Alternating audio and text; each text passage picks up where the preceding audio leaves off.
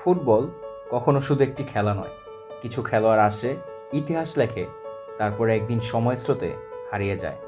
আবার কিছু খেলোয়াড় থাকে যারা ট্রফির চেয়েও বড় হয়ে ওঠে কোটি মানুষের অনুভূতিতে।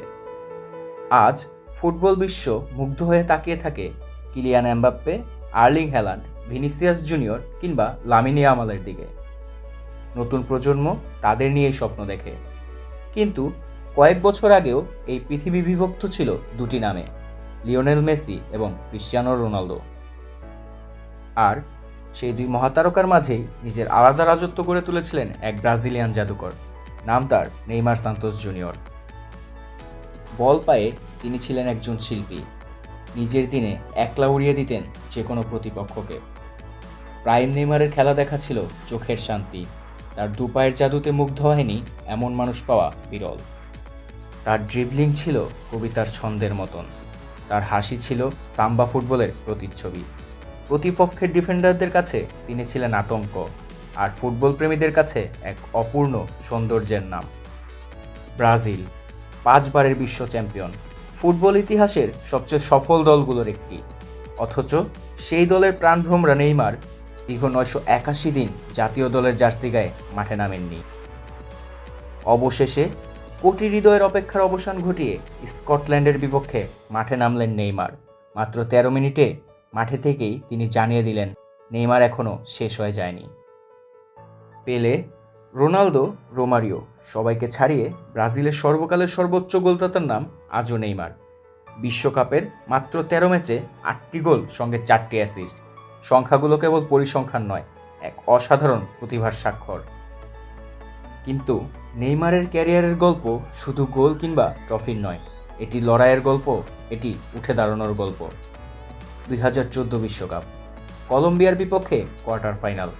উঠতে থাকা এক ব্রাজিলকে থামিয়ে দিয়েছিল একটি নিষ্ঠুর ফাউল। কলম্বিয়ান জুনিগার সেই আঘাতে শুধু নেইমারের মেরুদণ্ডই ভাঙেনি, ভেঙে গিয়েছিল কোটি ব্রাজিল সমর্থকের বিশ্বকাপের স্বপ্ন। সেদিন শুধু একজন ফুটবলার নয়, কেঁদেছিল পুরো একটি জাতি। তারপর শুরু হয় এক অন্তহীন যুদ্ধ। একের পর এক ইনজুরি, একের পর এক সমালোচনা। বারবার মাঠ ছাড়তে হয়েছে তাকে, কিন্তু প্রতিবারই তিনি ফিরে এসেছেন, কারণ নামটা যে নেইমার জুনিয়র। বারবার ইনজুরিকে হারিয়ে আবারও গায়ে তুলেছেন ব্রাজিলের সেই বিখ্যাত হলুদ জার্সি। 2022 বিশ্বকাপ, ক্রোয়েশিয়ার বিপক্ষে অতিরিক্ত সময়ে করা সেই অবিশ্বাস্য গোল। মনে হয়েছিল এবার বুঝি সব বদলে যাবে। কিন্তু ফুটবল কখনো কখনো সবচেয়ে নিষ্ঠুর গল্পও লিখে। পেনাল্টিতে বিদায়ের পর নেইমারের অশ্রুসিক্ত চোখ আজও ফুটবল বিশ্বের অন্যতম বেদনাদায়ক দৃশ্য হয়ে আছে। আজ আর কেউ তার কাছে ব্যালন ডিওর চায় না, কেউ ব্যক্তিগত রেকর্ডও চায় না। শুধু একটি স্বপ্ন, আর একবার, শেষবারের মতো বিশ্বকাপের মঞ্চে ব্রাজিলের 10 নম্বর জার্সিতে দেখা যাক সেই চেনা নেইমারকে।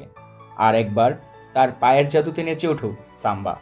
আর একবার ডিফেন্ডারদের বোকা বানিয়ে মনে করিয়ে দিন ফুটবল এখনও শিল্প হতে পারে। হয়তো সেটি হবে তার শেষ বিশ্বকাপ, হয়তো সেটি হবে তার শেষ নাচ।